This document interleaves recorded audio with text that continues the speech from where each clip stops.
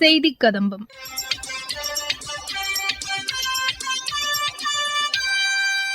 இன்றைய செய்தி கதம்பத்தில் இளைஞர்களுக்கு வேலைவாய்ப்பு வழங்கும் பிரதமரின் விக்சித் பாரத் ரோஸ்கர் யோஜனா திட்டம், மாணவர்களுக்கு கல்வி உதவித்தொகை வழங்கும் பிரதமரின் யாஷ்வி திட்டம் மற்றும் மத்திய அரசின் சமூக வலைதள பதிவுகள் இடம்பெறுகின்றன. பிரதமரின் விக்சித் பாரத் ரோஸ்கர் யோஜனா திட்டம் இளைஞர்களுக்கு வேலைவாய்ப்பை வழங்குகிறது. இத்திட்டம் குறித்து தொழிலாளர் வருங்கால வைப்பு நிதி கழகத்தின் கணக்காளர் திரு சங்கர் கூறுகையில், PMVBRY Prime Minister Viksit Bharat Rozgar Yojana. இந்த ஸ்கீம் 2 years ஃபங்க்ஷன் ஆகுது. இந்த ஸ்கீம் இன்ட்ரோடியூஸ் பண்ண டேட் வந்து 1st of August 2025 அண்ட் முடிகிறது வந்து 31st July 2027. எம்ப்ளாய்மெண்ட் நிறைய ஜென்ரேட் பண்ணணும், நிறைய பேருக்கு வந்து வேலை வாய்ப்பு கொடுக்கணும். ஸோ அது மூலிமா எப்படி வேலை வாய்ப்பு கொடுக்குது அப்படின் போது ஒரு பெனிஃபிட்டும் கொடுக்குது. ஸோ 2 yearsக்குள்ள இதில் என்ன ஃபோக்கஸ் பண்ணியிருக்காங்கன்னா, total benefit given by Government of India through EPFO is 99,446 crores வந்து we are going to disburse to the employee as well as employer. So இதில் என்னன்னா ரெண்டு டைப் ஆஃப் ஆக்டிவிட்டீஸாக பிரிக்கிறாங்க. One is manufacturing activities, that factory establishments, another one is other than manufacturing industries. So first வந்து manufacturing industry இருந்தானா அந்த எம்ப்ளாயருக்கும் 4 years benefit கிடைக்கும். Manufacturing இல்லாத இண்டஸ்ட்ரியா இருந்தானா அந்த எம்ப்ளாயருக்கு 2 years பெனிஃபிட்ஸ் கிடைக்கும். So Government of India has planned to create more employment. See, this 3.5 crore jobs will be created. Schemes implemented through EPFO. Schemes has 2 parts. It is part A and part B. Part A என்றது employees ஓட portion, மெம்பரோட portion. part B என்றது எம்ப்ளாயரோட portion. அவங்க 6 months continue work பண்ணியிருந்தாங்கன்னா part A எம்ப்ளாய்க்கு என்ன benefit வருதுன்னா, அவங்களோட PF wages, உங்களுக்கு எல்லாம் தெரியும் PF wages is basic wages, section 2Bல நாங்கள் கோட் பண்ணியிருக்கிறோம்.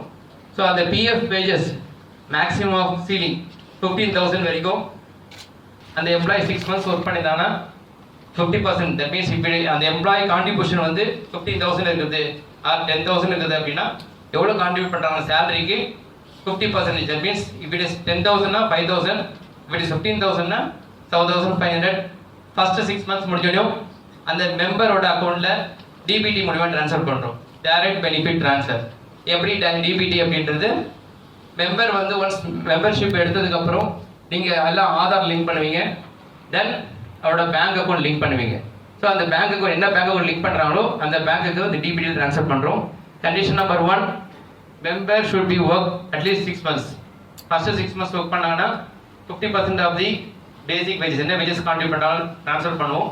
தென் செகண்ட் 6 months ஒர்க் பண்ணாங்கன்னா another 50% will be transferred through DBT. Part B is employer. So இதே தான் எம்ப்ளாயர் என்னன்னா, ஒரு மெம்பரை ஜாயின் பண்ணியிருக்கிறாங்க அப்படின்னா எம்ப்ளாயருக்கு வந்து 2 years வரைக்கும் பெனிஃபிட் கிடைக்கும்.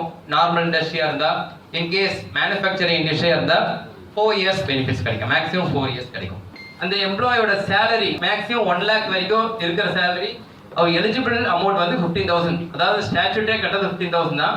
அவரோட gross salary should be 1 lakh, more then 1 lakh இருந்தாங்கன்னா அவங்களுக்கு பெனிஃபிட் வராது. If it is less than 1 lakhனா பெனிஃபிட் வரும். மெம்பருக்கு வந்து 1 time தான் பெனிஃபிட் கிடைக்கும் இந்த PMVBRYல. First 6 months 50%, then next 6 months 50%. இதுக்கு வந்து மெயின் கண்டிஷன்ஸே மேலே ஃபர்ஸ்ட் கண்டிஷன் ஆகுது. Gross wages, monthly gross wages, salary should be 1 lakh. மந்த்லிக்கு இது gross salary, not PF salary, don't confuse. PF salary வந்து மேக்ஸிமம் 15,000 தான் கான்ட்ரிபியூஷன் மீன் பெனிஃபிட் தரும். Cross salary 1 lakh. 1 lakh மேலே இருக்கவங்களுக்கு இந்த பெனிஃபிட் கிடைக்காது. அப் டு 1 lakh எம்ப்ளாய்க்கு மட்டும் தான் பெனிஃபிட் கிடைக்கும். 10,000 to 20,000 குள்ள இருந்தாங்கன்னா இது வந்து 2,000 ஸ்லாபாக கொடுப்பாங்க. It is not percentage basis, it is fixed slab 2,000 rupees. For example, ஒரு எம்ப்ளாயோட PF wages 10,001 இருக்குதுன்னு வச்சுங்க, அப்போ employer will get 2,000 rupees flat.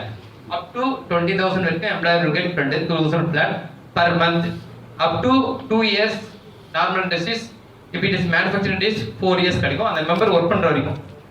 Then another slab is if it is more than 20,000 and between 1 lakh, இந்த slab குள்ள 20,000 1 lakh குள்ள இருந்தாங்கன்னா 3,000 rupees இது fixed. இந்த 10,000 தான் வந்து up to 10,000 10% கொடுப்பாங்க. இஃப் இட் இஸ் இந்த ஸ்லாப்ல வராங்க அந்த வேஜஸ் அப்படின்னா ஃபிக்ஸடாக 2000 கிடைக்கும். இந்த ஸ்லாப்ல வராங்க 20,000 1 lakh வராங்கன்னா 3,000 கிடைக்கும். மெம்பரோட எல்லா மாதம் ஒர்க் பண்ணுற வரைக்கும் இந்த அமௌண்ட் கிடைக்கும் ஆச்சு. ஓகே.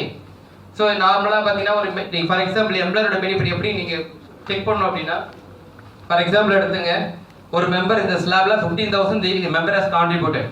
15,000 எவ்வளோ கான்ட்ரிபியூட் பண்ணுவீங்க நீங்கள்? எம்ப்ளாயர் கான்ட்ரிபியூஷனு 12% ஆஃப் 15,000 1,800 கான்ட்ரிபியூட் பண்ணுறீங்க. whereas you will get 2,000 rupees. The employer contribution 1,800 பண்றீங்க, but you will get 2,000 rupees as a benefit to this scheme. So incentive duration is 2 years for all sectors and 4 years for manufacturing sectors. The same payment method in a bank account of establishments, DBT to PAN linked bank accounts.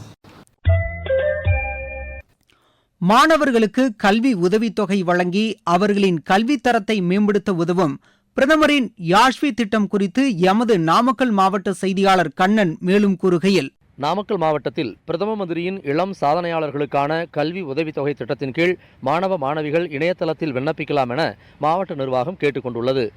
இதர பிற்படுத்தப்பட்டோர், பொருளாதாரத்தில் பின்தங்கியவர்கள், சீர்மரபினர் ஆகிய பிரிவுகளைச் சேர்ந்த மாணவர்களுக்கு கல்வி உதவித்தொகை பிரதம மந்திரியின் கல்வி உதவித்தொகை PM யாஷவி திட்டத்தின் கீழ் வழங்கப்பட உள்ளது. மத்திய அரசால் செயல்படுத்தப்படும் இத்திட்டத்தின் கீழ் 2025-26 ஆண்டிற்கு தேசிய கல்வி உதவித்தொகைக்கு விண்ணப்பிக்க பட்டியலிடப்பட்ட பள்ளிகளில் பயிலும் மாணவ மாணவிகளுக்கு இக்கல்வி உதவித்தொகை வழங்கப்படுகிறது. இத்திட்டத்தின் கீழ் மாணவர்கள் விண்ணப்பிக்க கால அவகாசம் இம்மாதம் 15ஆம் தேதியிலிருந்து 31ஆம் தேதியாக நீட்டிக்கப்பட்டுள்ளது.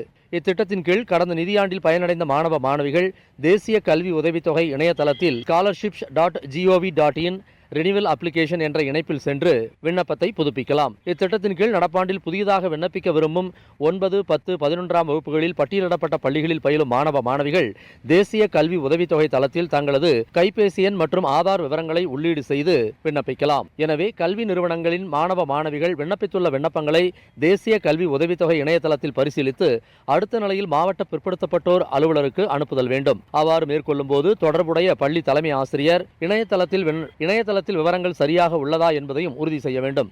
இத்திட்டம் தொடர்பான கூடுதல் விவரங்கள் அறிந்திட தேசிய கல்வி உதவித்தொகை இணையதளமான scholarships.gov.in என்ற இணையதளத்தில் அறியலாம் என்றும், மேலும் விவரங்களுக்கு மாவட்ட ஆட்சியர் அலுவலகத்தில் உள்ள பிற்படுத்தப்பட்டோர் நல அலுவலகத்தை அணுகலாம் என்றும் மாவட்ட நிர்வாகம் கேட்டுக் கொண்டுள்ளது. நாமக்கல் மாவட்ட செய்தியாளர் சே. கண்ணன். இனி மத்திய அரசின் சமூக வலைதள பதிவுகள். மத்திய அரசின் சமூக வலைதள பதிவுகள். பிரதமரின் கிராமப்புற வீட்டு வசதி திட்டத்தின் கீழ் மக்களின் அடிப்படை வசதிகள் பூர்த்தி செய்யப்பட்டுள்ளதன் மூலம் கண்ணியமான மற்றும் பாதுகாப்பான வாழ்க்கை உறுதி செய்யப்பட்டுள்ளதாக ஊரக மேம்பாட்டு அமைச்சகம் விடுத்துள்ள சமூக வலைதள பதிவில் தெரிவிக்கப்பட்டுள்ளது. உலாஸ் திட்டத்தின் மூலம் மகளிர் எழுத்தறிவு பெறுவது அதிகரித்துள்ளதாக மத்திய அரசு தெரிவித்துள்ளது. காணாமல் போன மொபைல் போன்களை கண்டுபிடிப்பதற்கான அரசின் சஞ்சார் சாத்தி இணையதளத்தின் மூலம் 6 லட்சத்திற்கும் மேற்பட்ட மொபைல் போன்கள் கண்டுபிடிக்கப்பட்டுள்ளதாக பிரதமர் அலுவலகம் விடுத்துள்ள செய்தியில் குறிப்பிடப்பட்டுள்ளது. தேசிய வனவிலங்கு வாரத்தையொட்டி மத்திய சுற்றுச்சூழல் அமைச்சகம் வெளியிட்டுள்ள பதிவில், வன உயிரினங்களின் வாழ்விடத்திற்கு சுற்றுலா செல்வோர் அந்த இடங்களை தூய்மையாக பராமரிக்க ஒத்துழைப்பு அளிக்க வேண்டும் என்று வலியுறுத்தப்பட்டுள்ளது. சாலைகளில் எதிர் திசையில் செல்வதை வாகன ஓட்டிகள் தவிர்ப்பதன் மூலம் போக்குவரத்து நெரிசலை குறைக்க முடியும் என்று மத்திய சாலை போக்குவரத்து அமைச்சகம் வெளியிட்டுள்ள செய்தியில் அறிவுறுத்தப்பட்டுள்ளது.